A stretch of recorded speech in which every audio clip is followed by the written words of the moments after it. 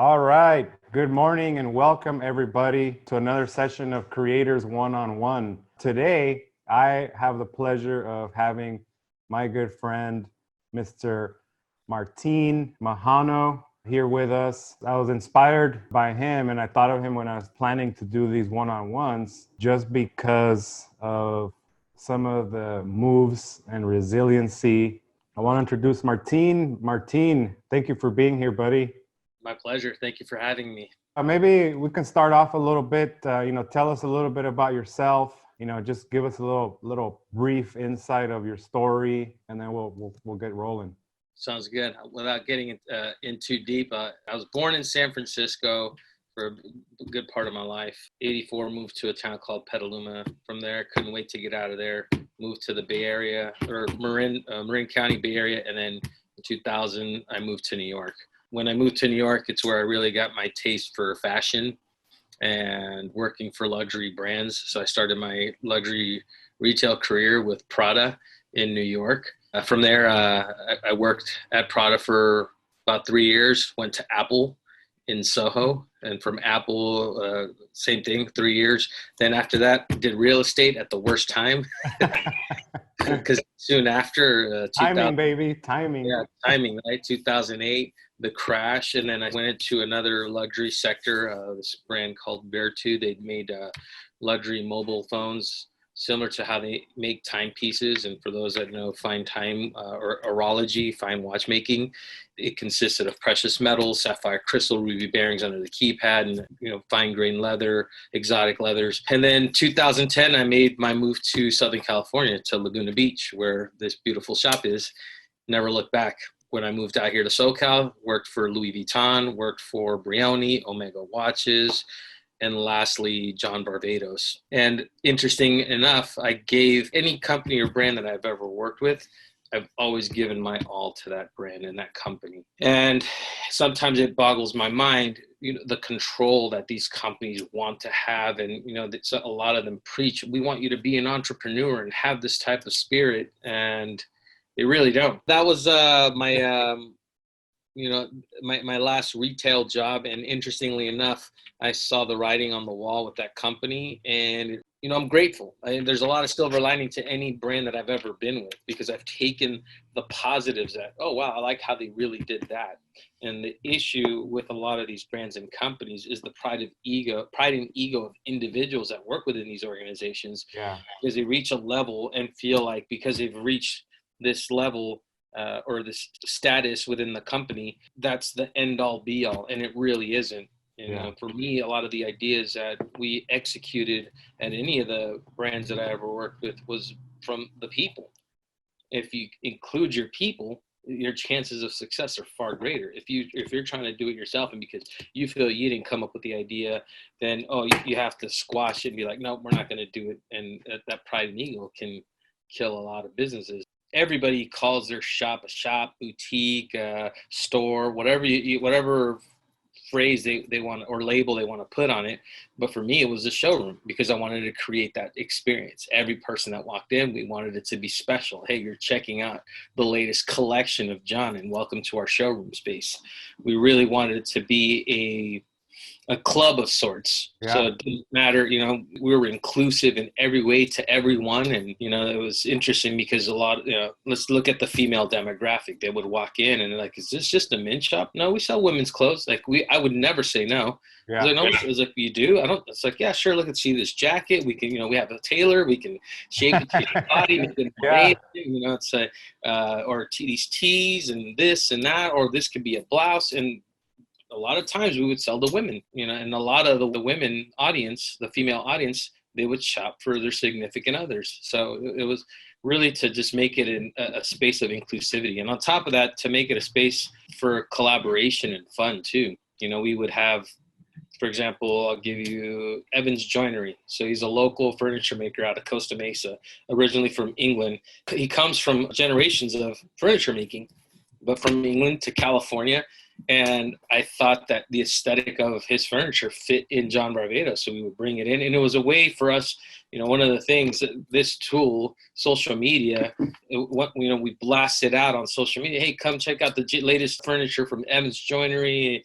And for those that maybe would have never set foot in a John Barbados, they would come to check out the furniture, but then they're like, what is this place? I like the furniture. Oh, here, let me offer you a drink. And so now let's take the spirits. We try to highlight and collaborate or cross market with brands that are local. Carbonati, for example, Ricky Miller, the owner, CEO, founder of Carbonati. It's Italian vodka. Most vodkas come from Russia. I think, hey, let's serve it. We have Tequila Desmadre, which is the owner's local. He's in Temecula. We have Tequila Dame Mas, another local owner. 10th Mountain Whiskey. They're from Vail, Colorado. It's a company that my friend works with. So these were fun things and fun ways to introduce these obscure brands that people may have never given a second thought. And that's what really made it fun. I mean, and then not to mention the bands that we would bring in. Those are cool. Artist features, musician features, and that's what really made it fun. Yeah, and it didn't seem like a retail store. It was a place for somebody to hang out. And there's one of the things that it's super important for you guys to take away is that if you think that you're going to rely on foot traffic alone to a retail store, if you think you're going to rely on foot traffic, your store is going to die. You have to do way different things to make sure that you keep somebody enticed to come see you and get off of the couch and come interact with you, because it's just another marketing touch. And it's no longer a place where somebody just comes to buy something, right? That's a huge takeaway, guys. And that's one of the things that attracted me to Martin and why he's here today is because he's done stuff that's different in super old school, ego-driven, corporate type of big retail establishments, right? And I think that the dynamics have changed so much that I'm seeing a lot of the big players reach out and see, hey, you know what can I do on demand now because my supply chain is dead. I can't get my inventory. If you had a takeaway from somebody that has a struggling store, and what would you say your main advice would be for them to do? To reach out, ask for help. It's okay to ask for help. Again, drop your pride and drop your ego, because guess what? I'm not doing all of this by myself. It takes a village, the support of the community. And a lot of it was just asking, hey, I reached out to you. Now, mind you, there's a business agreement, but hey, you didn't say no. You helped me figure out a solution. Let's see how we can do this. Let's see how we can navigate through. And I think that the great thing about this is that it shows you that there's still that, humanity can still come together.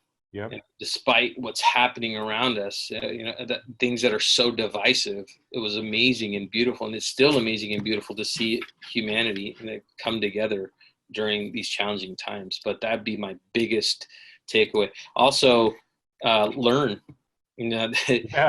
You hit up a good point. Shopify. Before I took over this business, our online business was zero, non-existent, and that I was pretty much aware of and made privy to that. But in speaking to our shop manager, he would even tell me man, we'd probably get one order a month. I was like, no, we need to change that. At least for me, and I know that this is a high number. I was like 50% of our business needs to be online, and that's a stretch, man. That's a high expectation. But take February, where 10% of our business, so from 0 to 10%, and then in March, 40% of our business was online. April, because we were completely closed, 100%. We get to reopen May 8th, 30%, and it's a beautiful thing, to see your efforts. And again, I resort to this. This is a computer. This is not just for you to sit there and take selfies and create TikTok dance videos. Use it as a resource. Because that's how I started. I've never done a Google ad spend before. I had no clue what that was. I mean, I heard of it, but then Facebook ads, having to learn how to do that, having to learn what apps work with my Shopify already. There are these amazing built-in apps that work seamlessly. I no longer have to open a MailChimp to do an email blast. Yeah, I did. There's an app that's connected to MailChimp, and it's all done through Shopify. Yeah. I download it on the phone, and bam, I'm able to do everything. So I'm top of mind. On top of that, we've been able to create a solid calendar for the things that we're going to touch on or promote on. That's the gem that I could drop to people right now. Just do not be ashamed or do not be afraid to reach out and ask for help. That's awesome, man. That's one of the main things that I want to implore to you guys. It doesn't matter if you're like, selling stuff on a street corner. Like if somebody shuts down your street corner, you got to find other ways. Get online, guys. Find a platform. We love Shopify here. We have Shopify. It even connects to our production apps and a whole bunch of stuff. It's never been this easy to set up a shop and set up marketing and push something to your products and inspire somebody with your story to buy something. Yeah. Like, what would you say is your biggest struggle right now that you need help with? You can use some of my expertise that I may or may not have. You ready for this one? My biggest struggle is the social media aspect of it. Oh, yeah. By the end of the day, I'm mentally drained. It's like, it's a full-time job. So imagine, trying to, curate photos, curate a story to tell, and I'm trying to do it in an organic way that can reach people and can make people see like, oh, I could see that in my life. Oh, I like the lifestyle of this, so it's not just creating, taking a picture for, the purpose of, having an image, but creating, I want there to be some emotional connection to what the people are viewing. Yeah. And that is the biggest struggle. I do it because I have to. I can actually help you with this. You know why? Because before I go to your solution, I don't think you're going to like it. All right. Let me just set up a nice foundation for that. Because mind you, it's coming from somebody like me where I had 2 followers and maybe like a year and a half ago. One of them was my wife and one of them was my mom, probably. And I had my stuff on private, doing 0 social media. And there's the thing. One of the reasons you're not going to like it is because you're a creative guy and you're thought out, you're organized, all that stuff, right? That is the enemy of scaling your social media. I went through the same thing. Oh, what am I going to say? Dude, sometimes I spend 2 hours on a post with the fucking message and all that. And then and it turns out that if you do an organic post that's 0 thought out, and then you do this 2-hour post, the non-thought out one always in the analytics does better. Yep. So the number one thing that I've been doing is just act, do the thing, post it, do the stories, share the stuff. And mind you, I'm on a mission right now to do way more content, 10 times more content. But it takes for you to actually just do it first, get comfortable with like shoot, fire, aim when it comes to social media, because it's without social media right now, you don't get the attention. Absolutely not. Yeah. I mean, I could even go back to 2017. April 3rd of 2017, that's when I opened up Facebook, Instagram. Yeah, I see you even know the dates. I know the dates because I was never on any of these social media platforms. The only thing I was using was LinkedIn for my career, and that was it. Yeah. And I opened that up because of a job I took. It was the shortest job of my, of my life. It was a 6-month tenure. I cut it short. It was like oil and vinegar, and it just didn't work out. Yeah. And that October 16th, when I left, I was ready to delete everything. I updated my LinkedIn that I wasn't working there. People were texting me like, wait, what the hell just happened? And Gabo was one of them that called me. And I want to share this story because I want people to understand why, my passion for what I do now. October 16th, Gabo calls me. He's like, dude, what just happened? Like, and I was just like, I don't want to get into it. It's like, dude, meet me for lunch. Let me cancel everything. Let's go talk. So we met in Irvine at a Greek restaurant, and I just remember tell me what happened. And I explained to him what happened, and I told him I'm over this social media crap. The only reason I wanted to be off grid, and now I'm out there. He's like, well, before you make any decision, hear me out. Let me ask you a couple of questions. One of the questions that he asked me is like, what is your passion? And without hesitation, I told them my passion is American-made goods, to tell the stories of people that craft goods here in the United States. And I just kept going. And he's just like, you know what? I've asked that question to so many people, and you're the first one to just regurgitate everything without even thinking about it. So there it is. That's what you should start doing your social media on. Like, how many people, like, let's look, and you know, he's the one that really got me into the whole social media world, and taught me a lot about the social media. I was not comfortable in front of the camera and filming myself. It wasn't me. I just didn't care for it. But slowly but surely, you know, he was able to ease me into that, and just, you know, and coach me through the whole process. In the meantime, you know, he's one of the agencies that I use for our look of the week that we do on Thursdays. And that's, for me, I don't even have to think about it. Yeah, no, a shout out to Gabo. He's a great guy, at Gabo Style or at G Social. Sometimes you have to have somebody inspired to be like, hey, you know what? Like, you have to tell your story, because that's what social media is about. If you're not on social media sharing your story, even if you're having a struggle of something, even if you want to share how you're building the store, even if you want to share why you do what you do, the best place and the biggest place to get eyeballs is on social media. Absolutely. You know? So, like, my advice to you would be, like, stop thinking too much and then post way more. Show the store, you know, show how some of the stuff is made, you know, just bang the stories, repurpose the content.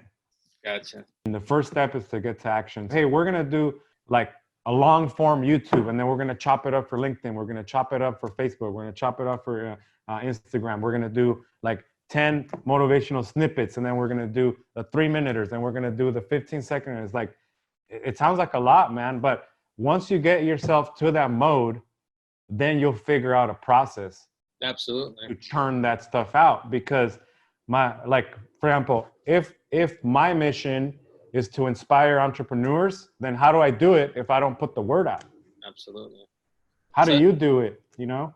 Interestingly enough, so with that being said, like I said, we just started doing this calendar, so we don't have to think about it so much. You know, so Sundays, for example, you know, our content. So whether it's a story or our posts, it's going to be about, you know, casual. So keeping it casual. Yeah. Mondays, it's going to be about our apothecary. So going forward, you know, rather than me doing a post, we want our vendors to come in and share the story about their product, you know, especially so apothecary, or whether it be our jeans or whatever.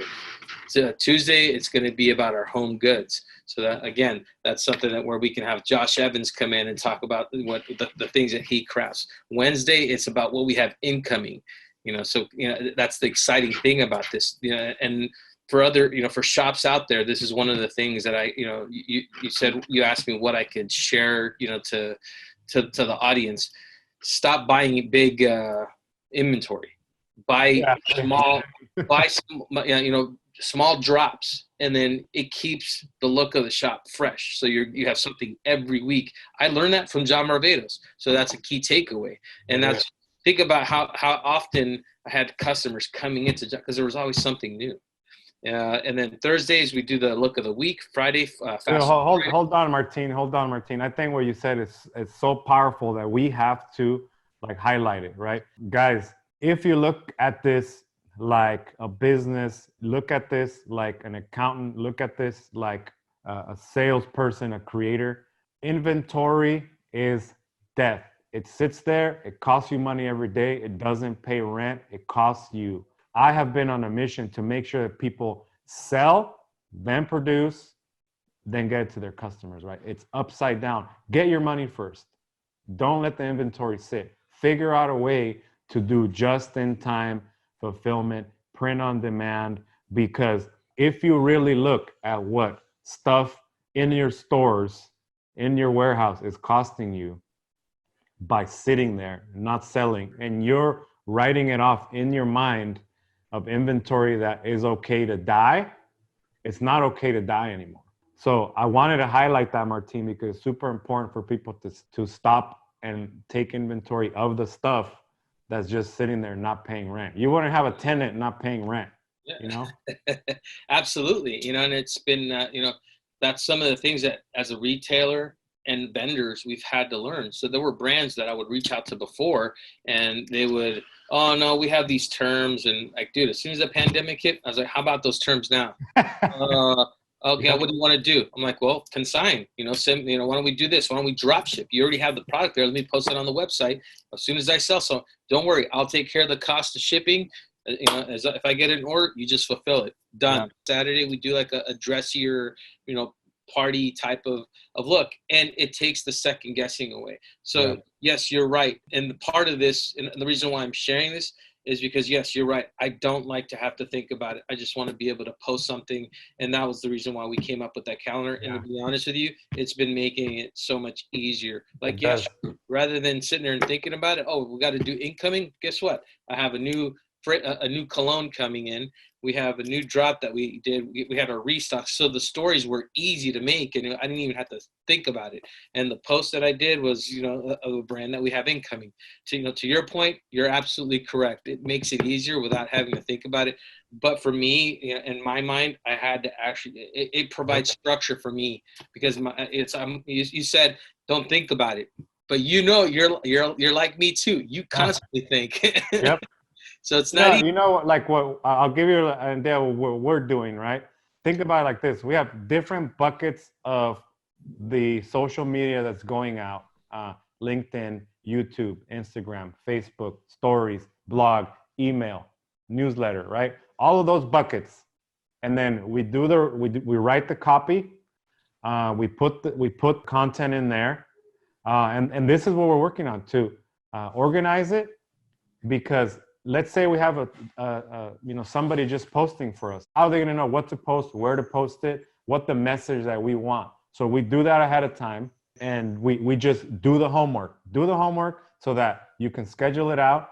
You can now schedule on Facebook. You can schedule your Insta post, your all that stuff. You could pre-schedule it out, right? So create the content, create the copy that you want to inspire people, put it in folders, separate it out, and then schedule it out for yourself, so that there's something going out. And then now, if you do your lives and if you do your stuff, that's additional to all the stuff that you're doing. That way you have the maximum chance to get the eyeballs, which is what you want to get the attention. And you have the maximum chance to inspire somebody to reach out to you, ask you a question, do business with you, refer you to others. That is the new currency, is attention. Right? How do we get it? We have to do our homework, man. Martin, I think I could talk and chat with you for hours. But if you could tell the audience where, what you have, where they can go follow you, where they can go, visit your store, start a relationship with you. Absolutely. Thank you. So they can go to our online shop, which is northmenswear.com.